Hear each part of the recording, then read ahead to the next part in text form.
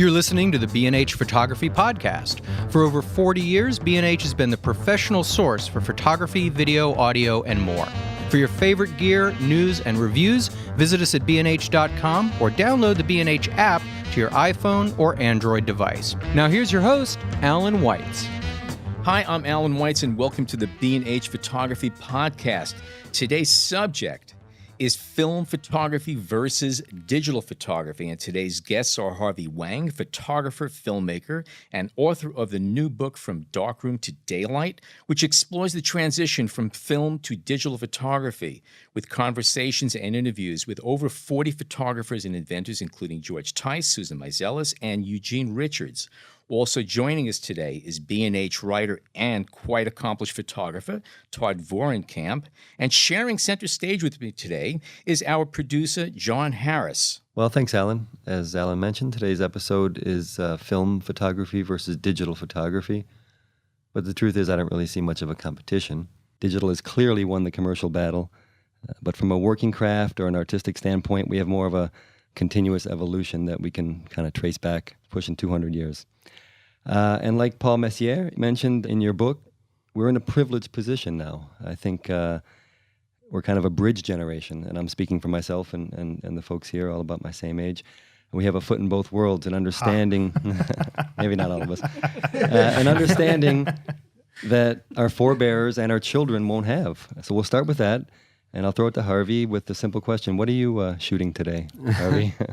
What sent me on this road to do this project, do this book, was I started in film, and like everybody else, to keep current, I needed to transition to digital for professional reasons, for work reasons. You know, any jobs you do, you have to deliver digitally. But after a few years of doing that, I felt some sort of disconnect. I felt a disconnect with photography. It was I had a different relationship with photography once it went to digital. Mm-hmm. So you asked me, what am I shooting now? I shoot digital for work. I still shoot film for personal stuff, but the fact of the matter is, digital is a whole lot easier in a lot of ways, and absolutely, life is busy, and it's just the way to go. Unfortunately, the time you save, you spend on a computer, and I think for me, the pushback eventually came is that okay, I'm not in the darkroom, but I'm sitting working in Photoshop for hours after hours, and it just wasn't fun. Mm-hmm. Mm-hmm. So, well, did you find at the time in a darkroom was fun, or look? I mean, is that nostalgia for the darkroom? Which I think nostalgia is a big part of this discussion. But there were times when I hated being in a darkroom and I just wanted to get out of there and go somewhere else. There were other times when I loved it. But, right? Yeah, it's just about headspace. But one thing I did realize that there's plenty of times the darkroom was tedious, especially if you know, it's all about everything being right, the music being right. Thank you for bringing that up. Music, the time. But the fact is, you had this alone time, which you don't have in modern life anymore. You're always connected. You're always plugged in. You're always on a screen. You're always interacting in some way. Even if you're doing Photoshop, you're getting text messages. Absolutely. There's a constant barrage of things. So maybe it's nostalgia, but the darkroom was quiet time and alone time. And I have two grown daughters and two small children, and I used to bring the big ones into the darkroom, and I still cherish, and I think they do too, that time together in the darkroom, away from distractions and screens and electronics. Yeah. No, I have. I think we probably all have our kind of darkroom stories or our times. No, you Not don't. Me, No. I spent exactly maybe 6 hours of my life in a dark room. Oh, yeah? I was the guy that shot a roll and then dropped it off at the photo store. So Right. never I see I'm getting nasty looks from around the table here. I spent years in the dark room. It has to do with my age. There weren't a lot of dark rooms. Yeah. John, you claim we were all about the same age. That's really not true. You know? Okay. Yeah, no, well, you look much older than you are then. In my teens, they discovered that those chemicals are bad for you, and they kept us away. Right. But we are living in an interesting time, because photography from the very beginning was a chemical process that required a darkroom. So when you say evolution, revolution, photography is still photography, and people would argue that it really doesn't matter what camera you use. But I do believe that in digital, you can emulate almost anything in film at this point. Maybe that wasn't true 10 years ago, but there is still a difference, I believe, in the relationship you have to the art if you are limited by 12 or 36 exposures, if you're forced to think and slow down. I think looking at the back of a camera after you shoot breaks a flow in certain ways. Jeff Jacobson, who's famous, well-known for doing Kodachrome, working in Kodachrome, he pointed out that just looking at the back of the when he shot Kodachrome, it was the making of photography, making the pictures was in the subconscious. Mm-hmm. Whereas in digital, it's brought right to the consciousness. And I think that affects the images you make. There are tangible differences, I believe, aside from the fact that film has a thickness that you don't find in digital files. I have to agree to a lot of what you're saying. As far as the simplicity of being in a darkroom, if you're doing black and white, you had to deal with temperatures and time. If you're doing color, it was even more critical. I remember it being at the School of Visual Arts that we only printed at about 3 or 4 in the morning because it was 24/7 darkrooms. And the reason for that is that if anybody in the building flushed their toilet, you'd have to escape because, I mean, all of the chemistry was off balance. It was no good. I really appreciate the fact that I don't have to spend time in darkness or under low amber light, even though there's something lovely about that at times. But there's something magical about having the ability to sit on your patio with a laptop and wirelessly print archival prints on your Epson or whatever printer you're using in broad daylight, and you can have a barbecue going a few feet away. You can't do that in a darkroom. Have you really done that? I have, yes. I have. I haven't photographed. There's no visual evidence, but I did do That's that. why all of his prints smell like hot dogs. As far as the shooting experience, when I started taking pictures, digital meant wiggling your fingers. And when digital started coming in, I was there to start playing with it. I was fascinated by it.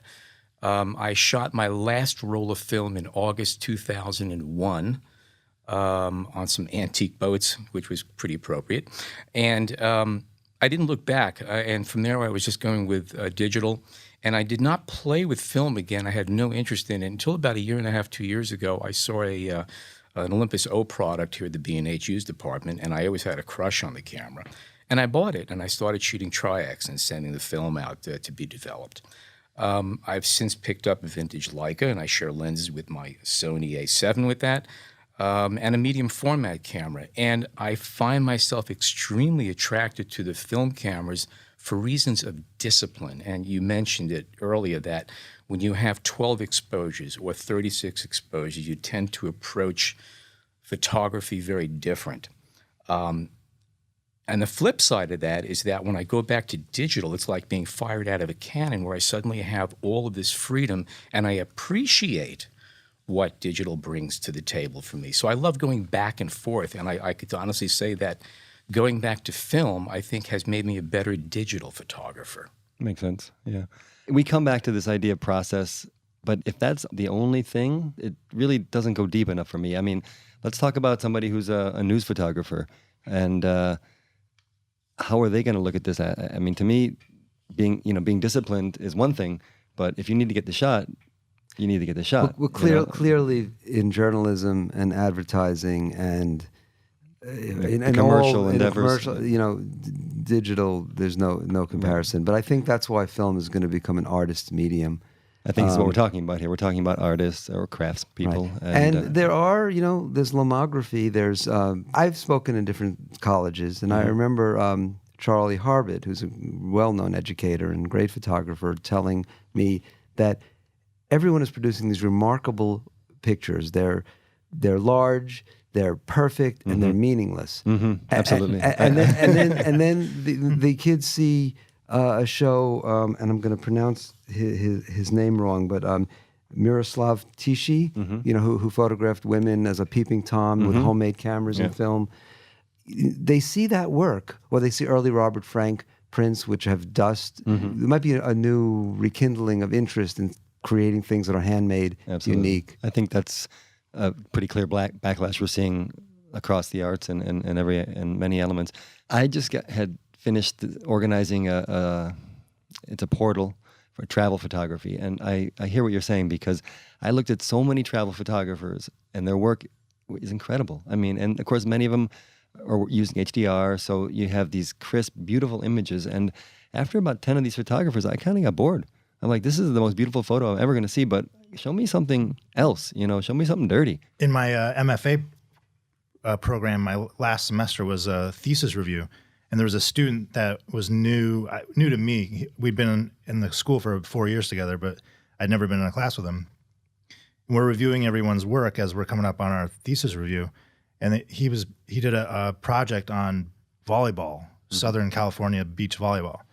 And I commented on one of his ones, like, I love the look that your images have. Like, how did you do this in post-processing? What are you doing to the image? And my friend Amanda, who's another classmate, wrote, he's shooting film, stupid. And it was weird, because they were digital scans, but there was this intangible feel to the images that made him stand out. And it wasn't, his photography was good, but it was like compared to all the other students. And then you have, every art school has people shooting Holgas and stuff, and that has its own look. But there was something about medium format or 35 millimeter film that you could not replicate in digital. Something that you mentioned that I wanted to bring up, which is the idea of digitally scanning your filmed image. That's what I'm doing now. Is that what you're doing? And are we just defeating the whole purpose with this? I mean, I think that is the perfect marriage of film and digital, is to originate in film and scan, because hands down, you can do remarkable things with post-production and printing. And if you start with a negative, which has this inherent grain structure, I think that all the people I photographed, David Goldblatt, the great South African photographer, Jerry Liebling, they're working in film, but they're loving what they can do, having the time. In a darkroom, you have 20, 30 seconds to make all the manipulations you might want to make in a. That's one thing I loved about it. I love the, your moment, your kind of moment. You're on the spot. You're on a thing. You got to do it right. I mean, of course, you have another shot, another piece of paper. Eventually, they're going to run out. But there was that time factor that I really loved. Yeah. But yeah, I think Alan, so you're scanning negatives and enjoying the results. Very much so. And there's another thing another attribute of shooting film that I really appreciate, and I got it before, and I'm getting it even more now, and that is that I have transparencies and negatives that I shot 45 plus years ago, and I could pick them up and hold them. They're still there. They are the ultimate raw file. Yeah. And when I scan these negatives and these transparencies, I can then take them to levels I couldn't do before. There were times when you'd be shooting, say, color slides, and there would be color casts. It was a bear to get rid of that stuff. Now I scan it, and I could make it whatever I want, color, black and white, or anything in between. So and that's another big consideration that I have about digital, is that a lot of my original images, if I can find them, I can't always open them, because every time they do an upgrade of Photoshop or whatever, there's losses. And I think that's going to give a certain value to film, is that at the end of the day, you could always go back and pick up the negative or slide and start over. Wait, you hit on probably one of the most important points to me about all of this is one, the physicality of film and prints that we are losing. I mean, people are experiencing photography on screens, and I think so many images that it becomes meaningless.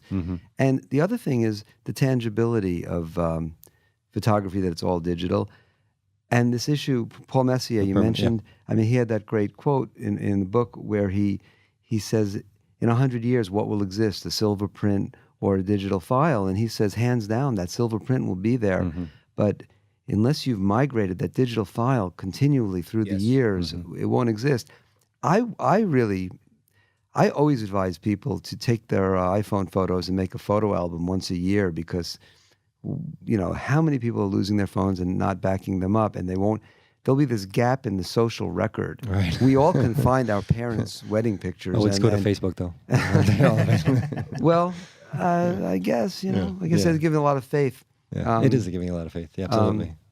A classic example of permanence, in the year, I think, 1070 or 80, the King of England requested a book called the Domesday Book, which was a complete history of the kingdom 1,000 years ago, and it is still on display in England. You can actually go in and look at it, and I guess if you know the right people, even touch it.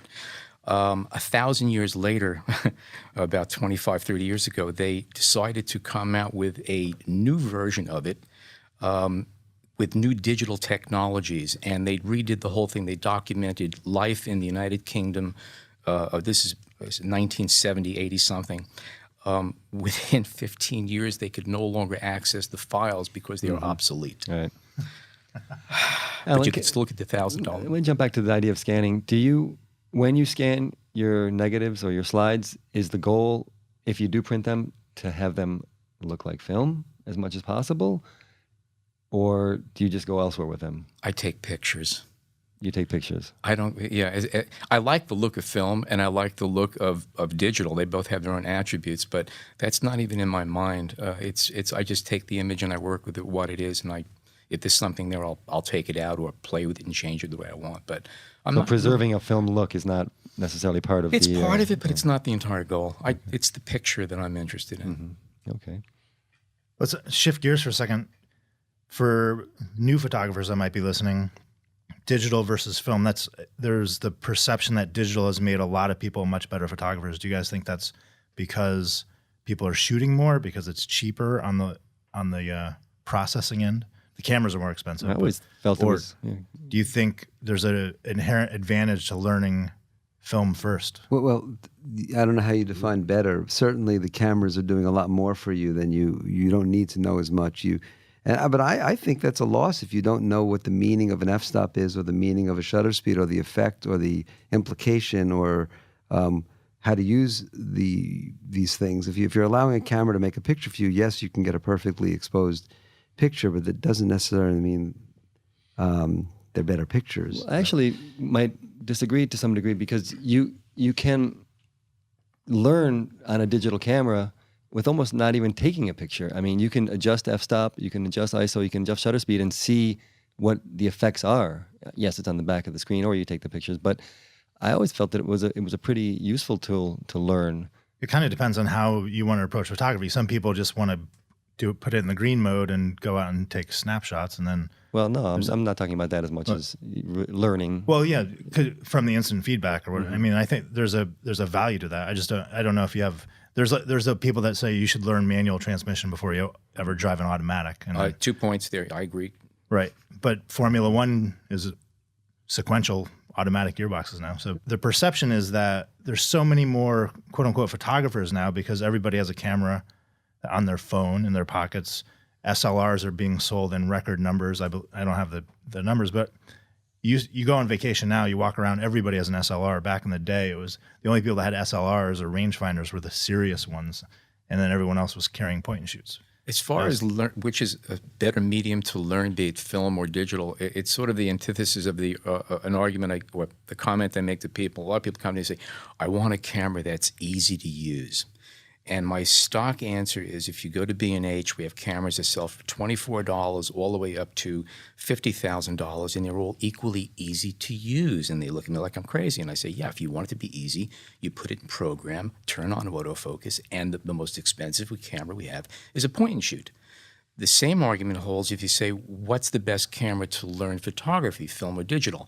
If you have a camera, be it film or digital, that has a shutter speed dial and f-stop choices, you can learn photography. The difference is that with digital, you have instant feedback. And if you're shooting film, you don't know whether you did well or not until you get the film or the slides back.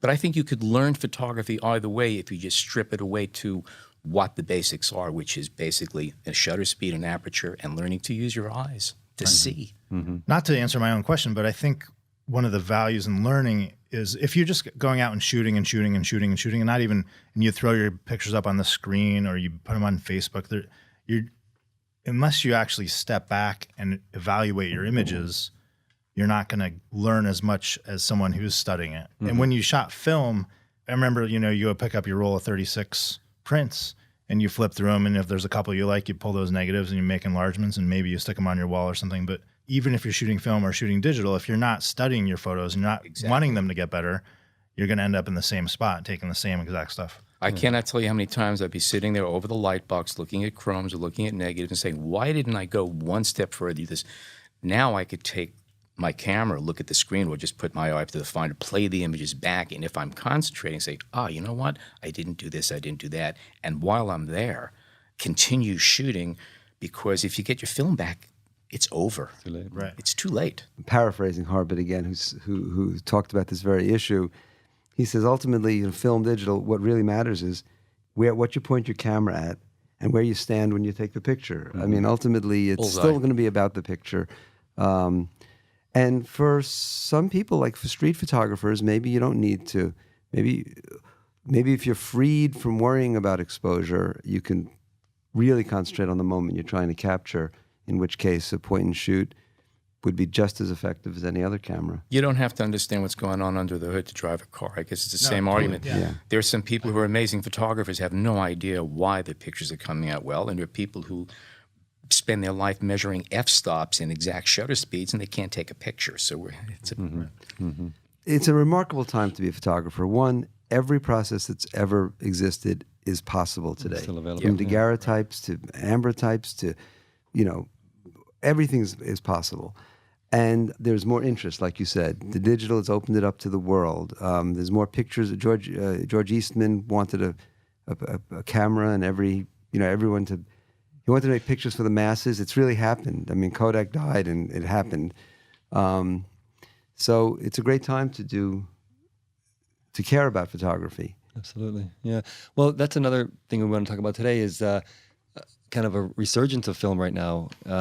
Has anyone seen something like that going on? I mean, I have a 25-year-old nephew who, that's all he wants to do is shoot film. And I was kind of surprised at that to some degree. Walk through Williamsburg. Yeah, walk through Williamsburg, Well, anecdotally, I've heard the same look thing. at my freezer. B&H is a good place to know if that's happening. Yeah. Is there our film? They don't share the sales details with me, but I think it's fair to say The that, department is dramatically smaller than it was a few years ago. Of course. But yeah, film is still being sold big time. People are still doing it, and if it's made, we carry it.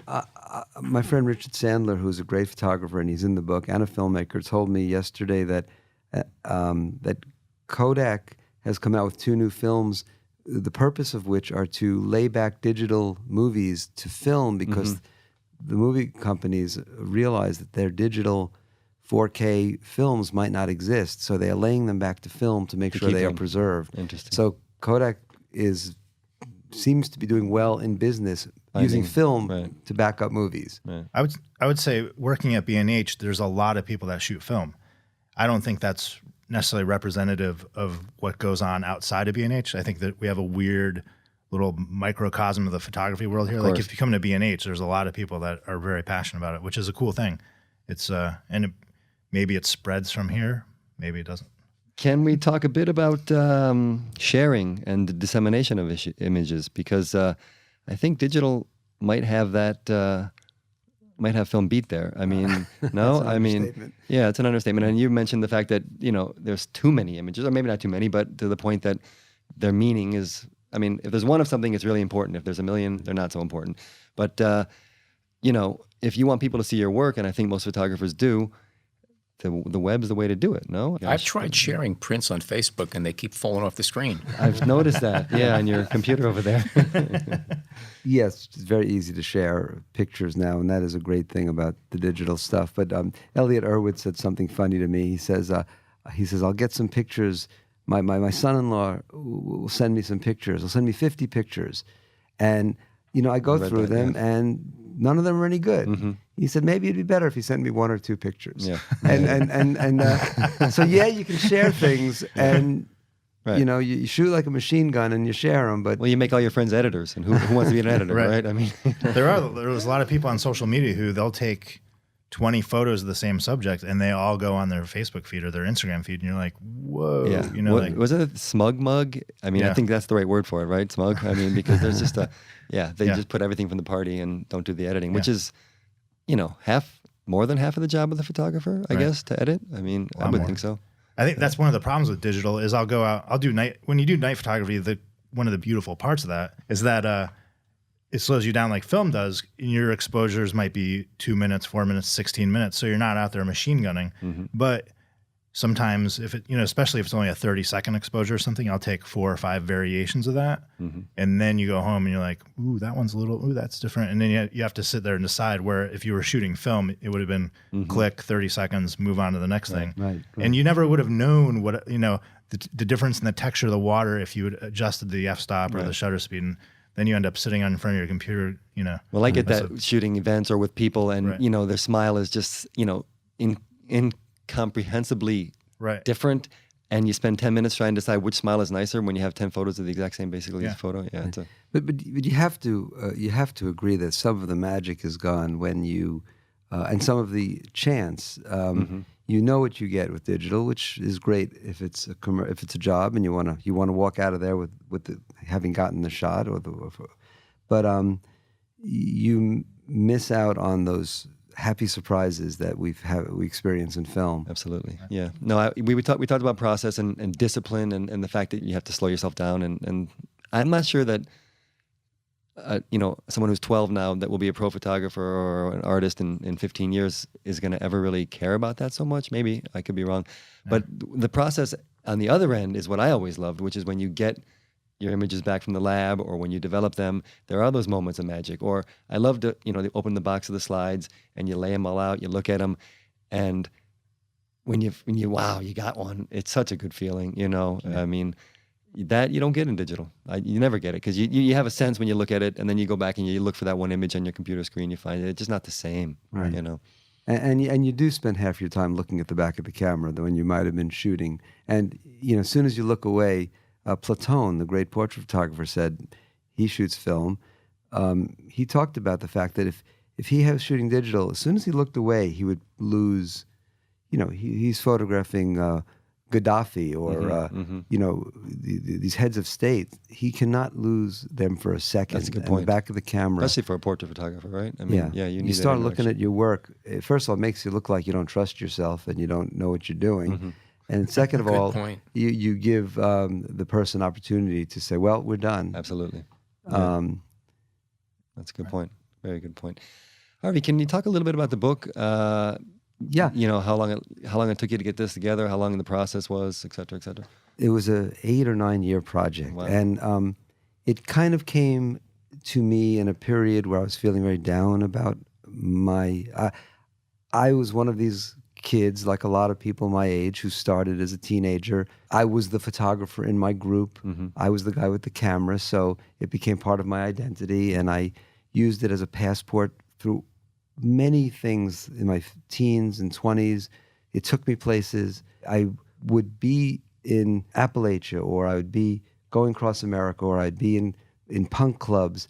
The whole process, the shooting, the darkroom, the organizing, the boxes of contact sheets with dates on them, it was like a diary of my life.